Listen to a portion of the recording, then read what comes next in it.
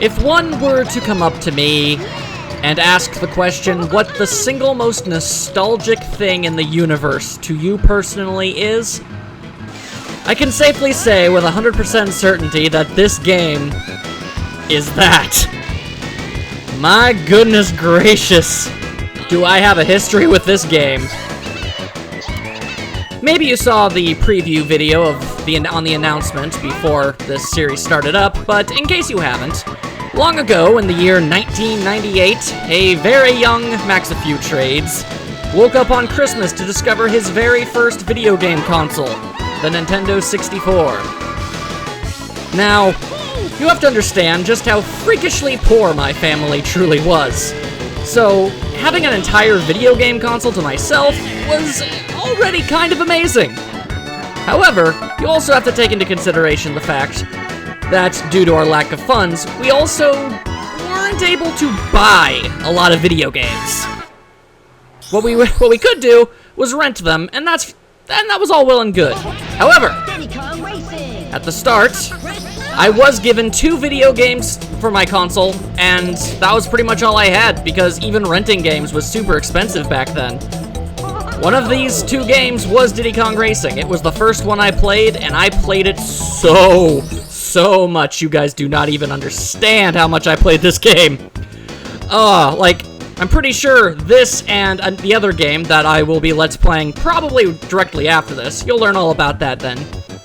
I've probably played it for maybe a solid 4 straight years, and I don't regret a single second of any of it, let me tell you. Alright, so, I guess I've got a lot of introducing here to do. I have so much to talk about and say about this game, so you're just gonna have to kind of deal with it, considering how much racing we're going to be doing. I think I have plenty of time. Anyway, meet the cast, why don't ya? You may or may not be familiar with Diddy Kong himself. Kind of a big name these days. I'm Diddy. Still adorable. That's pretty much the only time in history I'm pretty sure Diddy Kong has ever spoken in fully voiced English ever before, so that's pretty crazy. Well, first things first, I should just say, just switching over to the characters changes the entire tune of the song. Like, straight up, let's move on over to Bumper. Suddenly, it's like an entirely different tune. Anyway, we've got Bumper the Badger, and I'll go over the characters you may not remember or know about. Bumper the Badger, Timber the Tiger. He was pretty dang adorable in his own right. We've got Pipsy the Mouse. For some reason, she's dressed up like a Japanese schoolgirl. Not sure why that is, considering this is a game that was made in the UK. It was made by Rareware, so not sure why that is, but there you go. You might recognize Tip Top. I mean, he has made an appearance here and there every now and again. It's not so much these days, but you know, he got around.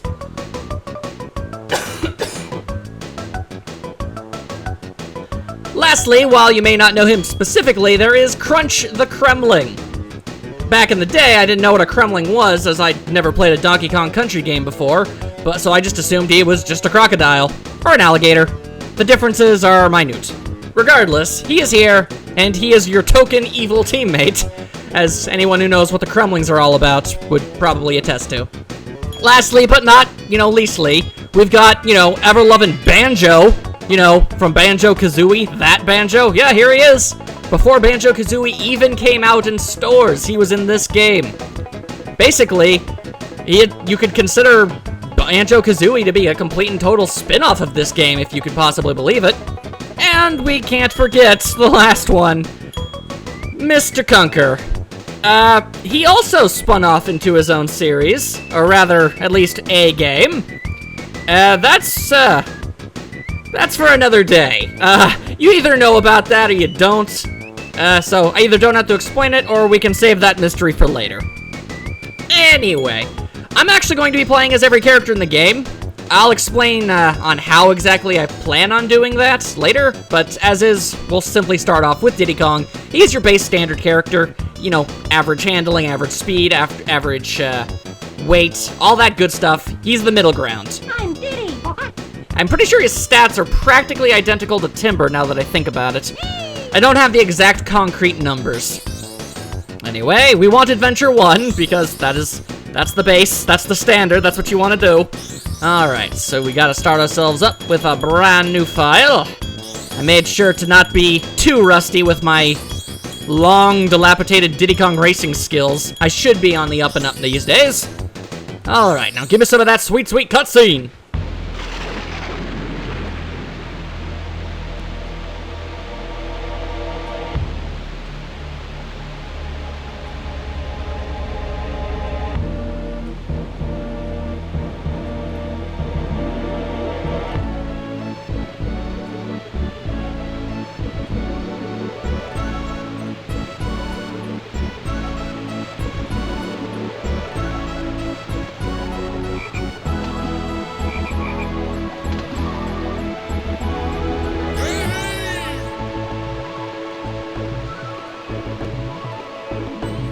None of this may seem like a lot to you now, with today's standards and graphics and what have you, but at the time, it was magical.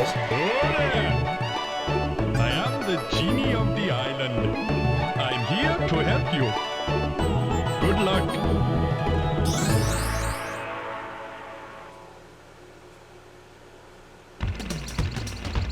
Alright, so, howdy dowdy, welcome to Diddy Kong Racing. How are you feeling? I'm feeling pretty good.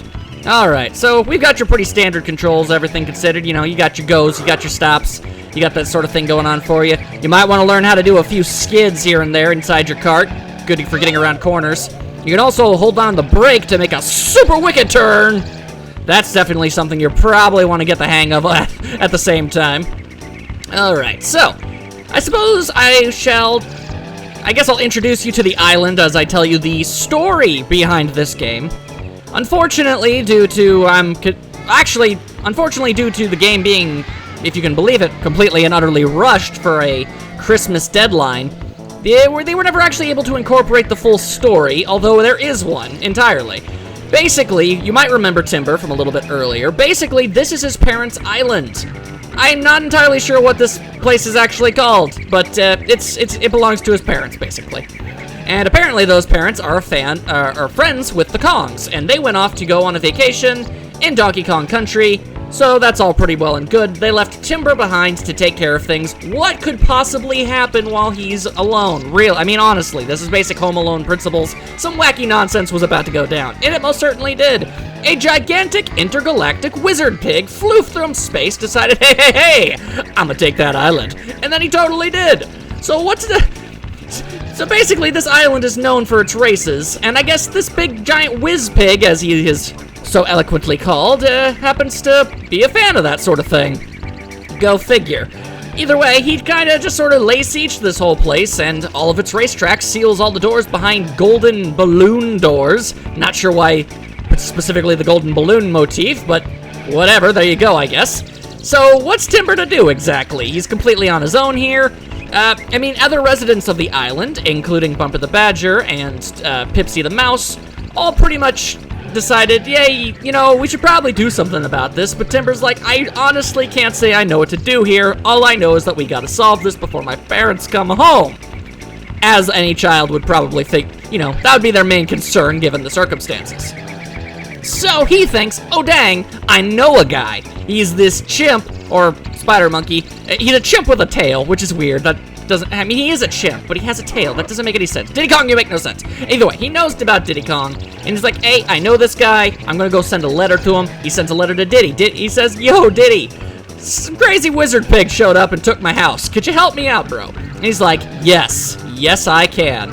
And so Diddy Kong decided, I'm gonna go off to this island. Oh, but wait, we might need some extra help. I know some guys. I know this guy named Banjo. I know this guy named Conker. These two guys, they tend to go off on adventures on their own sometimes. Wink, wink, nudge, nudge, you know, plugging for them spin-off games.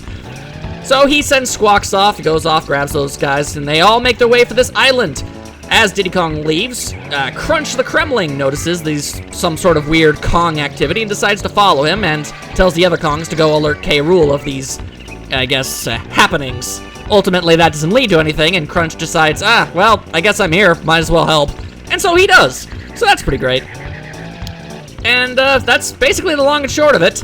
Bunch of animals got together, decided we gotta outrace this giant pig. But the only way to get to the pig is to beat all of the racetracks, get all of the golden balloons back, and acquire some amulets. It's kind of weird. You'll see later. Don't worry about it. So basically, yeah, they're trying to figure out who the best racer of the island is, so they can go and challenge WizPig to get this whole place back. Over here we got Raj or Taj.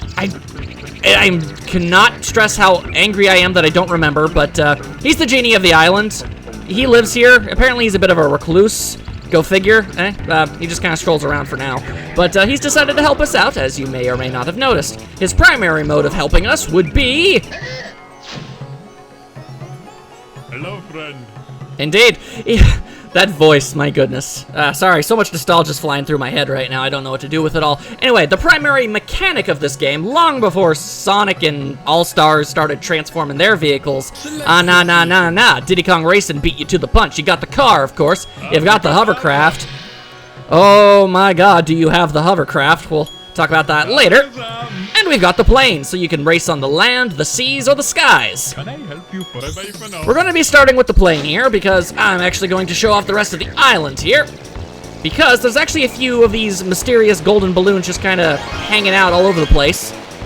Anyway, you might have saw that first entrance, I have so much to talk about, I don't even know where to go. Basically, you see those big honking doors? Those doors are going to lead us to worlds where we'll be able to, start collecting these golden balloons, open up more doors. Not two Mordor, because I don't know if these animals could quite handle that kind of responsibility to deal with Mordor. But point is, we got a lot of stuff to do, man. We gotta start getting more golden balloons, because there's actually a bunch of really famous racers on this island, but they were brainwashed by WizPig to work for him, and they hold the pieces of the amulet that will give us access to WizPig himself. So, we need to beat the worlds, find those brainwashed racers, beat them, get the amulet, fight WizPig, get the island back, bada bing, bada boom. I think we're all caught up.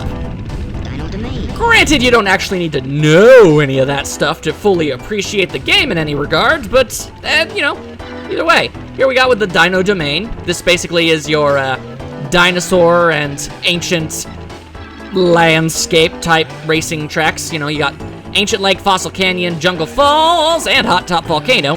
The number on the door is how many balloons you need in order to actually get through this dang place. Over there, you might notice a giant, walking, talking, sentient stopwatch. Hi there, I'm TT. He's TT.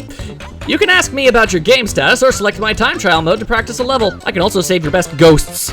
So, that's all well and good. Ultimately, he doesn't help the story in any regard, although there is I guess you could call it a side quest involving him that is ludicrously difficult. But either way, I suppose that's really all there is to say at the moment. How about we actually start racing with the first ever racetrack that we can gain access to, Ancient Lake. Let's do this crazy dance. Now, this game obviously takes after Mario Kart in several different ways, but it definitely does its own special thing. Alright, first things first, collect bananas. Pretty sure those help out your top speed at the end of the day, so that's all well and good. You can also collect all these balloons. They'll give you assortments of items. However, if you collect multiples, you'll actually be able to upgrade it. Right now, we've got one red, which is a single missile. After you get 2 of them, you manage to collect a heat-seeking missile. I have so many tips and secrets. Okay. 3 red balloons get you a 10 standard missile, so you can just launch them all over the dang place. If you can't hit something with that, I don't know what to tell you. Next thing, I'm going to teach you a super special secret. Let go of the accelerator before you go on one over those speed pads, and you go like twice as far and fast as you would otherwise. Do not put your finger back on the accelerator until you see golden rainbow smoke. That's how you know you got the full effect. Nextly, we've got these blue balloons that give you an assortment of... Oh boy. They give you an assortment of speed-ups. The more you collect, the best you can get. The faster you can go. Although, it's worth noting, you can only ever collect 3 at most. Oh boy. You might also notice that I collected a key. That's going to come in handy later. Although we'll see the effects of collecting it immediately. Either way, super speed up, go! Now, that was a little overkill. I was able to explain pretty much the base mechanics of the racing in this game, while pretty much rage stomping the competition. The game's pretty easy in the beginning, but that's generally how you want those sort of things to go. And there you go. We got a golden balloon. Thank you, good sir. Mr. Genie of the Island. Just noticed your belly button. That's pretty crazy. Anyway, there's that giant golden key we picked up. That unlocks a mini-game that's, well, I mean, primarily it's for multiplayer, but in the context of story mode, that's actually going to come in handy later. I'm going to do some more races first. How about we stick to racing before we decide to start busting out other, you know, things you can do in this game, all right? I think that's a pretty good thing. Just rest assured, we need those. There's one key in each world, except for the last one, because it's the last one. Each one hosts a part of a second amulet we need to collect in order to, you know, find and defeat Wizpig. A lot of them. And then we got Banjo just sort of jumping straight ahead of us. Dude, I know ya. Your games are amazing, but I'm going to need you to not right now. There we go. Now, there are all manner of various little shortcuts you could probably find and discover while going about. Anyway, new balloon type, the green ones. These are trap balloons. One green balloon gets you an oil slick, two gets you a mine. There you go, let's just hope that the CPUs decide to bump into those things so I don't end up getting hoisted by my own petard later. And 3 will actually get you a bubble. The oil slick will just kind of make them spin out a little. The mine causes you to stop entirely and you're forced to build up through your acceleration again. The bubble traps you inside of it for like 2 or 3 seconds, and also you have to build up your momentum all over again. So yeah, if you can upgrade these things, the better. Although if I'm being perfectly honest, and this was actually rectified in the Nintendo DS remake, which I guess it comes down to personal preference, which you prefer. I have a lot more nostalgia and investment in this version, so that's why we're playing this one. That and DS games are impossible to record, at least for me. But this is actually something they fixed, is the fact that in the DS version, you actually get 10 missiles as your second red balloon upgrade, and the homing missile is the third one, which makes far more sense because the homing missile is a whole lot better, because it's heat-seeking, it follows the racers across corners. Also, I think I might have saw 8th place way in the back there, which means we might have almost lapped the entire competition. That's never something you want to be able to see, but there you go. Huzzah, huzzee, here you be. This is for you. Thank you very much. Alright, that's another balloon for us. Okay, next should be, whoa, Jungle Falls. Ta-ta! I gotta be honest, I do want to actually try and at least lap one character, because, I don't know, there's just something extraordinarily amazing about that. Anyway, you can get a speed boost by hitting the accelerator at just the perfect moment, much like how you can in Mario Kart and a lot of racing games. I feel like it's pretty standard by this point. Over here, we've got the, I don't know, yellow balloons. These are force fields. They protect you from various attacks and other, you know, any and all hazards are pretty much completely invalidated whenever they bounce across your amazingly awesome, powerful shield of awesomeness. It's kind of standardly upgraded, basically. It just gets, yeah, the shield protects you better and longer the more you upgrade it. There you go. That's the best you're ever gonna get. It lasts for a pretty decent while, not gonna lie. Not sure how often you're really gonna need it, but hey, there it is. Holy crap, this thing really does last a long time. It's there, okay, it finally stopped. My goodness. There we go, whoa! That, keeping your finger off the accelerator while on a speed boost thing also applies to the blue boost balloons. Yo! Aha! Sorry, Bumper. Love you, dude. Had to lap somebody. Guess it was you. Woo! But, yeah, the blue boost balloons, let go of the accelerator, then use them, wait for the rainbow smoke, then put your thumb back on the accelerator, bada bing, bada boom. Trust me, these may seem unnecessary, but at the end of the game, we're talking in-game here, you're desperately going to need those things, otherwise you ain't going to get any further and you're not going to get farther than what you actually want. Grammar good, I do. Next up, Hot Top Volcano. I can only... Clearly, you have no idea what this racetrack might entail. Anyway, we're finally racing in planes! Planes, trains, and automobiles. Collecting all them blue balloons, good sir. The more of them we can get, the better. There we go. Get ourselves a little bit of a... See, the more... how do I phrase this? The better the path to take inside of a racetrack is generally the most perilous one. So if you see something that looks like you could easily screw up and waste your time doing, if you do it right, then you should be good. There we go, boost, boost, so much boost! Wow, I've usually crashed into a wall when I do that. Okay, glad I was able to do something cool on camera for once. Go me. Alrighty. Now, as you might have noticed, there we go, I almost immediately backfired on me there. As you might have noticed, there are 4 levels in this particular zone, world, thing, whatever you want to call it. That's standard. There are 4 racetracks in each world. There are 5 worlds in total. So, honestly, not bad at all. I'm all about that quality over that quantity, good sir. There we go. Lapping fools. It looks like we're in the back, but in actuality, we're just so amazing that we go straight above everyone else. Out of the way, Sir Nerdington. Sorry, bumper! Again. I mean, I lapped a bunch of other people too, but oh, I'm sorry, bumper. That is just downright unfortunate what that be. Once again, the genie descends upon us to bequeath us another wondrous balloon. Thank you very much. And with that, we've beaten every racetrack in this world. What happens when you do that? You gain access to...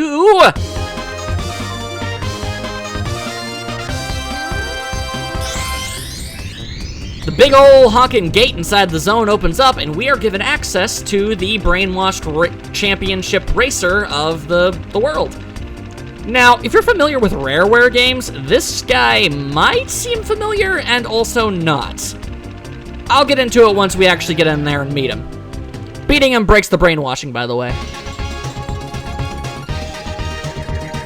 Well done, kid. Now I challenge you to a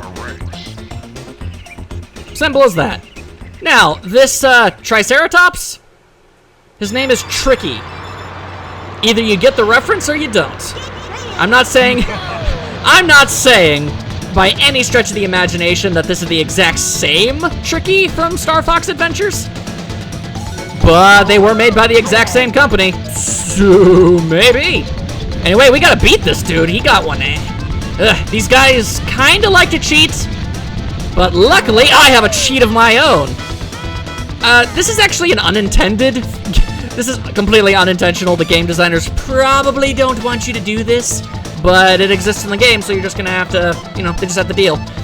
If you tap the accelerator a bunch, you actually build up faster speed than a character is normally supposed to be able to get. So by holding the accelerator, a character might only reach 60 miles an hour, but by tapping it, you can go about 90. So yeah. If you ever find yourself in an extraordinarily sticky situation and need to get some speed very quickly to catch up to somebody who's a little too far away, well, that would be it. Also, we just passed a shortcut. There's a shortcut in this particular little area, but I already kind of cheated just a little bit to catch up to Tricky, so I feel it's probably in our best interest to not use any other kind of stuff. I've since stopped tapping, by the way. Okay. And that's how you beat a championship racer. By slightly cheating. But he also cheated, so you know what? I'm calling it fair. He got a head start, I get a boost. Well done, kid. Now try my new challenge. Collect all of my silver coins from around the Dino Domain. You must find 8 from each level and win, and then come back to see me. I've got something special for you. Try pressing brake when skidding. Yeah, I already taught the people at home that, good Sir Genie. Gotta get on my level, bro. I knew this already. Anyway, that's exactly what it sounds like. Basically, we have to go through all of these places again, although now they are, in fact, they are in fact a bit more challenging, because not only do you have to win the races, you also have to collect a bunch of silver coins, and sometimes those things get put in places that they really have no business being in. However, we shall be doing that at a later point in time. As, we're pretty much done here for now. We have enough balloons to be able to adventure along inside another world. I figure I'll beat the standard levels all first, and then I'll come back to each world and race again to collect all of the coins. You know, pretty much just like how I literally just said I was going to do. Yeah, that makes sense. That way you don't have to see the same race tracks over, double time immediately. You know, stretch things out just a little bit, make it a little bit more fun, a little bit more impressive and fun to watch. Any ding dong way, that's actually where we're going to be closing it off for today's episode. It's been a long time since I've actually deliberately ended episodes like this. Man, must have been years by this point, but that's besides the point. Either way, that's the end of the episode. In the next part, we'll be journeying on over to another world full of new racetracks, and we'll be playing as a brand new character, because that's how I roll. Every single time we enter a world, I'm going to switch characters until we've managed to play as everybody. And I'm not sure if we'll be cycling back over to Diddy, but I don't know, maybe. I haven't exactly done the math inside my head. Maybe. We'll see. Anyway, hope you guys had a fantabulous time, and I'll see you all next time. Zoom zoom!